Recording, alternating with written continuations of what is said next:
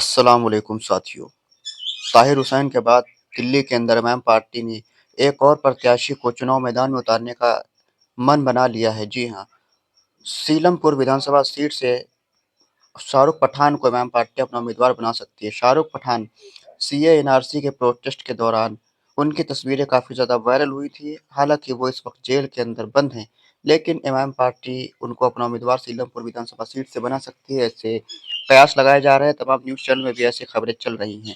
शाहरुख पठान जो हैं वो दिल्ली के दंगे के वक्त वहाँ पर उनकी कुछ तस्वीरें वायरल हुई थी। वहाँ पर किसी के ऊपर उन्होंने फायर वगैरह भी किया था। इस बारे में उनको दिल्ली के अंदर वो जेल के अंदर बंद है। हालांकि वो एक मामले में जमानत पा चुके हैं, दूसरे मामले में अभी उनकी कार्रवाई चल रही है। ऐसे में दिल्ली विधानसभा सीट पर इमाम पार्टी इस बार शाहरुख पठान को भी अपना उम्मीदवार बना सकती है।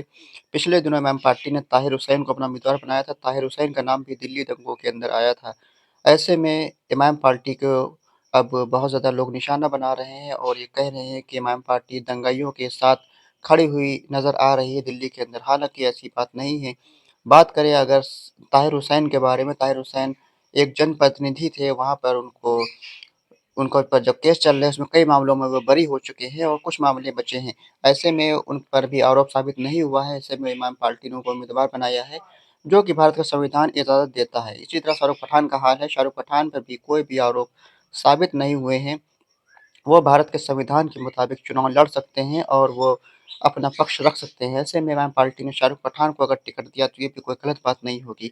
हाँ, हालाँकि कुछ प्रत्याशी ऐसे रहे हैं जिसको भारतीय जनता पार्टी ने भी टिकट दिए हैं, जिनका नाम आतंकवाद जैसे बड़े मामलों में आया था, लेकिन उसको भी वहाँ पर भाजपा ने टिकट दिया था, जहाँ तक कि सांसद चुनाव जिता के लाए थे।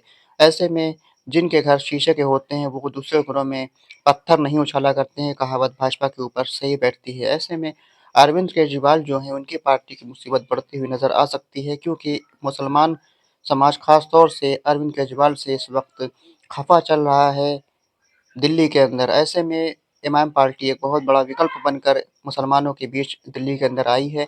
ऐसे में मुसलमान समाज मुत्तहिद होकर, मुनज़्ज़म होकर इमाम पार्टी की तरफ दिल्ली के अंदर जा सकता है और इमाम पार्टी के प्रत्याशियों को चुनाव जिता सकता है। इसका सीधा-सीधा जो नुकसान होगा वो अरविंद केजरीवाल की आम आदमी पार्टी को होगा। आम आदमी पार्टी जो है लगातार 2 बार से वहाँ पर सरकार के अंदर है। वहाँ दिल्ली के अंदर पूर्ण बहुमत से सरकार चल रही है। मुसलमानों ने मुत्तहिद होकर एक तरफ़ा अरविंद केजरीवाल को वोट दिया था, लेकिन जब कोरोना काल आया तो उस वक़्त अरविंद केजरीवाल की जो भाषा शैली थी वो मुसलमानों के खिलाफ थी। यहाँ तक कि मौलाना साद साहब को भी अरविंद केजरीवाल ने कोरोना के लिए इल्ज़ाम ठहराया था। साथ ही साथ तबलीगी जमात को भी आड़े हाथों लिया था अरविंद केजरीवाल। ऐसे में मुसलमान समाज का गुस्सा अरविंद केजरीवाल की तरफ देखने को मिल रहा है। और तो और अरविंद केजरीवाल ने जब दिल्ली के अंदर दंगा हुआ था, उसको भी रोकने के लिए कोई भी ख़ास प्रयास नहीं किए थे। वहाँ पर मुस्तफ़ाबाद विधानसभा सीट पर जो विधायक हाजी यूनुस थे, वो फ़ोन कर अरविंद केजरीवाल से बात कर रहे थे, कह रहे थे हमको बचाइए वरना हमारे साथ कुछ दुर्घटना हो सकती है, लेकिन अरविंद केजरीवाल जो है वो मौन व्रत धारण कर लिए थे। ऐसे में उनकी जो भूमिका थी वो भी संदिग्ध थी। ऐसे में मुसलमान समाज ने इस बार अरविंद केजरीवाल को छोड़कर नए विकल्प के तौर पर इमाम पार्टी को चुना है, क्योंकि जो पिछले निकाय के चुनाव हुए थे, उस निकाय के चुनाव में भी इमाम पार्टी को काफ़ी ज़्यादा अच्छा वोट दिल्ली के अंदर मिला था। हालाँकि यहाँ पर कोई भी सीट कामयाब नहीं हो पाई थी। वहीं कांग्रेस पार्टी को मुसलमानों ने भी वोट दिया था। कांग्रेस पार्टी के कई मुस्लिम प्रत्याशी चुनाव जीत कर आए थे। वहीं अरविंद केजरीवाल की आम आदमी पार्टी को मुँह की खानी पड़ी थी मुस्लिम बहुल वार्डों में। ऐसे में इस बार अरविंद केजरीवाल की लिए राह जो है कुछ आसान नहीं नज़र आ रही, क्योंकि मुसलमान समाज अगर अरविंद केजरीवाल से हटा तो अरविंद केजरीवाल की सरकार बनाना बहुत ज़्यादा मुश्किल हो जाएगा। अरविंद केजरीवाल जो सरकार चला रहे हैं वो मुसलमानों के दम पर ही चला रहे हैं। ऐसे में मुसलमान समाज का उनसे दूर होना उनके लिए बहुत बड़ी मुसीबत साबित हो सकता है और उनको इस बार विपक्ष में बैठना पड़ सकता है। इमाम पार्टी एक नया विकल्प बनकर दिल्ली के अंदर सामने आई है। उसने जो मज़लूम तबक़ात हैं उनको ख़ास तौर से साथ लिया है। जैसे कि ताहिर हुसैन को इमाम पार्टी ने टिकट दिया है। इसके साथ-साथ शाहरुख पठान की भी बात चल रही है, हो सकता है उनको भी टिकट मिले। और तो और ओखला विधानसभा सीट से उमर खालिद के नाम की भी चर्चाएँ तेज़ है। ऐसे में जो भी दिल्ली के अंदर सीए एनआरसी के प्रोटेस्ट के दौरान जो भी जिन लोगों का भी नाम सामने आया था, उन लोगों को इमाम पार्टी ख़ास तौर से अपना उम्मीदवार बना रही है, तो इमाम पार्टी के प्रति मुसलमानों का बहुत बड़ा रुझान देखने को मिल सकता है। इमाम पार्टी की तरफ मुसलमान समाज मुत्तहिद होकर, मुनज़्ज़म होकर इस बार वोट देगा। अरविंद केजरीवाल जो है वो कई राज्यों में चुनाव लड़े हैं, हालाँकि उनको दिल्ली और पंजाब के अलावा कहीं कोई बड़ी कामयाबी नहीं मिली है। हाँ, हालाँकि उन्होंने कुछ राज्यों के अंदर उन्होंने बीजेपी की बी टीम की तरह काम किया है। हालाँकि अब वो अरविंद केजरीवाल जो है दिल्ली के अंदर एमआईएम पार्टी को बीजेपी के बी टीम बता रहे हैं। हालाँकि उनको इस बात का जवाब देना चाहिए कि गुजरात के अंदर, हरियाणा के अंदर, गोवा के अंदर, इन सब राज्यों के अंदर किसने भाजपा की बी टीम की भूमिका निभाई थी, किसने भाजपा की सरकार बनाने में मदद करी।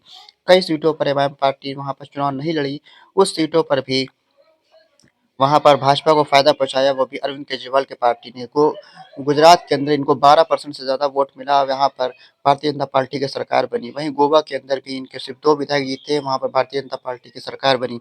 हरियाणा के अंदर इन्होंने पूरी पूरी विधानसभा सीटों पर चुनाव लड़ा था, वहाँ पर भी भारतीय जनता पार्टी की सरकार बनी। ऐसे में भाजपा के साथ इनका जो गठजोड़ है वो साफ-साफ ज़ाहिर होता है। अरविंद केजरीवाल की जो विचारधारा है वो संघ से जुड़ी हुई समझ में आती है। ऐसा भी कई राजनीतिक विश्लेषक जो है दावा भी करते रहते हैं। इनके जितने भी पुराने साथी थे उन सब ने इनका साथ छोड़ दिया है। जितने भी इनके नए लोग जो जुड़े हैं वो सब खाने कमाने वाले हैं। वो ऐसे में इन पर भी बहुत ज़्यादा उँगलियाँ उठ रही हैं भ्रष्टाचार के लिए। अभी ये जेल में गए थे। इसी तरह से इनके जो कई मंत्री हैं भ्रष्टाचार के आरोप में जेल जा चुके हैं। ऐसे में जो इनकी साफ-सुथरी छवि थी उस पर भी धूमिल हुई है और इन पर अब पहले जैसा भरोसा दिल्ली की आवाम नहीं करेगी। एमआईएम पार्टी नई पार्टी दिल्ली के लिए है। दिल्ली के अंदर एमआईएम पार्टी अगर अच्छे से काम करती है तो दिल्ली के अंदर मुसलमानों के पास एक नया विकल्प बनकर असदुद्दीन ओवैसी साहब आ सकते हैं और दिल्ली के अंदर मुसलमानों की नई राजनीति भी खड़ी हो सकती है।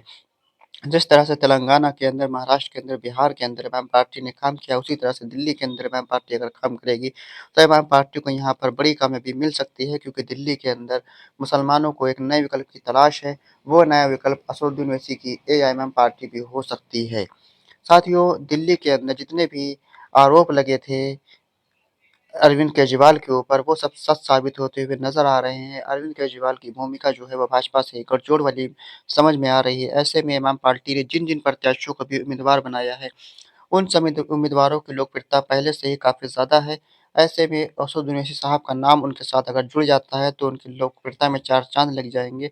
अब देखने वाली बात ये होगी क्या मुसलमान वहाँ का मुत्तहिद होकर इमाम पार्टी को वोट करेगा या नहीं करेगा? क्योंकि जो पहली विधानसभा की जो रैली करी है ताहिर हुसैन के समर्थन में असद ओवैसी ने वो इतनी ज़्यादा बड़ी रैली थी कि दिल्ली के इतिहास में इतनी बड़ी रैली किसी भी विधानसभा चुनाव में किसी भी नेता ने अब तक नहीं करी है। एमआईएम पार्टी के जो नेता हैं उनकी रैली सबसे ज़्यादा बड़ी रैली अब तक की दिल्ली के इतिहास में है। ऐसे में मुसलमान अगर वो रैली की जो भीड़ है वो अगर वोट में कन्वर्ट होती है तो असदुद्दीन ओवैसी को बड़ा कामयाबी मिल सकती है और अरविंद केजरीवाल और भाजपा जैसी पार्टियों को बड़ा झटका लग सकता है, खास करके मुसलमान बाहुल इलाकों में। एमआईएम पार्टी ऐसी पार्टी है जो पूरे हिंदुस्तान के अंदर मुसलमानों के मुद्दों को बेबाकी के साथ उठा रही है। ऐसे में मुसलमान अब मुत्तहिद होकर, मुनज़्ज़म होकर एमआईएम पार्टी को अगर वोट दिल्ली के अंदर करता है, दिल्ली के अंदर एमआईएम पार्टी एक नया विकल्प बन सकती है। साथियों, आपकी क्या राय है? क्या दिल्ली विधानसभा के अंदर एमआईएम पार्टी कामयाब हो पाएगी? क्या एमआईएम पार्टी को शाहरुख खान को टिकट देना चाहिए? अपनी राय कमेंट बॉक्स में भी